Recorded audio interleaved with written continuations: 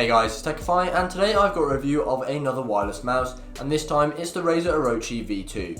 So guys, let's get into this. I just wanted to say a massive thank you for 5,000 subscribers.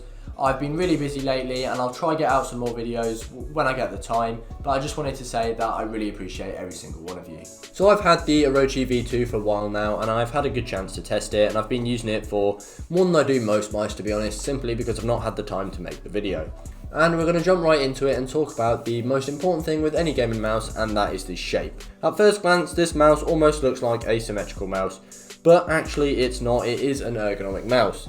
That being said, it's not your typical ergonomic mouse with big pronounced curves in shape, it's only very subtle. I'm personally a claw user and my hands are about 17 centimeters by about 9 centimeters, so they're not very big. However, for claw I found this mouse to be really nice and really comfortable. I had a great time using it. Similarly, if you're a fingertip user, even if you've got bigger hands than me, and with claw if you've got bigger hands than me, it should be completely fine and you'll probably quite like it. I was actually blown away by the shape of this mouse. I didn't really think it was going to be anything special or much of it, and while it's not my favourite, I definitely think it's quite unique from things I've tried at least, and I really have enjoyed using it. What also did surprise me is that, considering it's a small mouse, I'll put the dimensions of it on screen now, is that I was actually able to palm this mouse. So if your hands are on the smaller side, something about as big as me or maybe a bit smaller, you might be able to palm this mouse.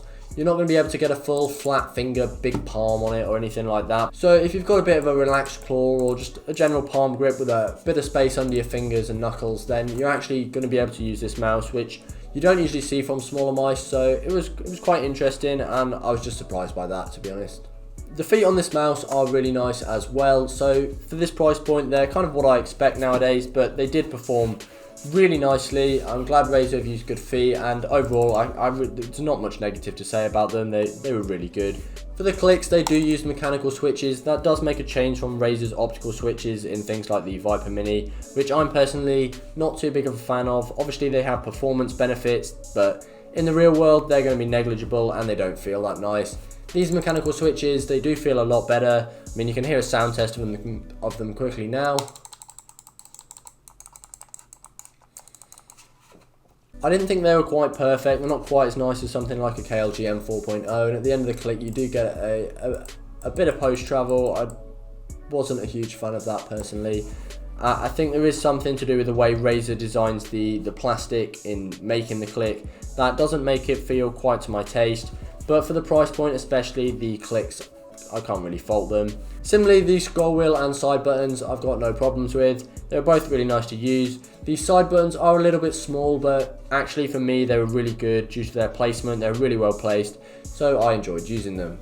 What really helps the experience of this mouse and makes it such good value for money in my opinion is the low weight. So this is only about 69 grams if you use a AAA battery, or about 72 or something if you use a AA, which is included. Now that is obviously not super light, something like the Logitech G Pro Wireless super light, but that is still really light for a wireless mouse, especially as well if you are using that AAA battery. You can also put the AAA battery in the AA slot with a bit of tin foil, and that should work fine, and then that's going to move the weight distribution, the center of mass forward, and then it's going to feel even less back heavy, which is really cool. The lightweight and no cable and the good feet just made this mouse feel so free when you're moving it, and you just feel really in control. This removable top shell is also easily removable, like I said, and swappable, so you can actually customize the mouse a bit with that, which is obviously just a nice little feature. The mouse doesn't have any RGB or anything like that. It's just black, or there is a white version as well. However, that is nice, I guess, for some people. Obviously that lets it save battery life, keeps it portable. You can take it into work and nobody will think anything of it. And in addition to that, it does have a 2.4 GHz mode with the included dongle, so you can leave that at home in your computer and then take it to work or school or whatever and use the Bluetooth mode, which is really cool to see. Build quality wise, it's also absolutely solid even with that low weight. There's very little flex in it anywhere. The only thing is if you do squeeze side to side, you can activate those side buttons, but I'm having to squeeze fairly hard with that, and it's certainly not something you can do, like this while you're with these fingers while you're gaming. It's not going to happen by accident, so overall the build quality is perfect. The sensor on this mouse also is pretty good. It only had a lift-off distance of about 5 playing cards. Its tracking, accuracy and everything like that was really nice, so gaming with it I definitely had no issues, apart from this one weird incident I had the other day where it just started jittering a little bit, and it was really weird and actually unusable if that was a continuous fault. It was quite bad, but I turned the mouse off and then turned it on a bit later and it was completely fine.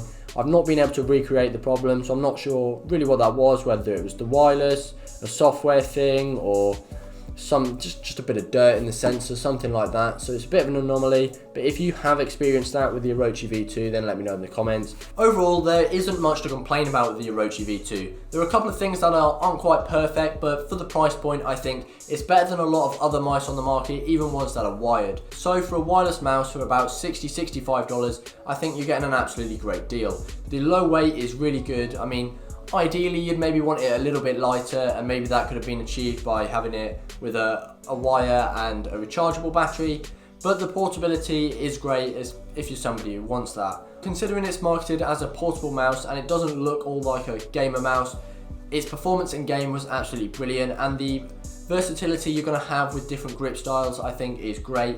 If you enjoyed this video, then please leave a like and consider subscribing to the channel. For your next video, go check out my review of the SteelSeries Rival 3 Wireless, another dual mode wireless mouse.